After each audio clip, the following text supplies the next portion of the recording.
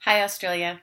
This is Amy Burvall, and I have the pleasure of going to Melbourne for the very first time very soon and hosting, along with Academic Tribe, a very interactive, bespoke workshop on creativity. Creativity at work, and if you're in education, creativity in the classroom. We will be having an all-day, fully catered experience at this very cool place called the Odd One Out. And then afterwards, probably some socializing time as well.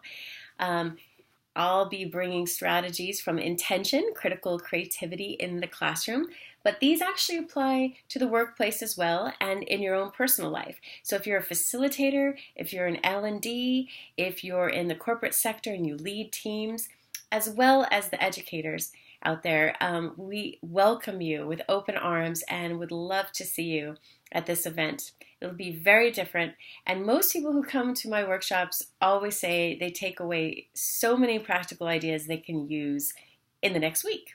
So hopefully we'll see you there, and I'm looking forward to tasting Australian food and meeting all the fab Aussies out there.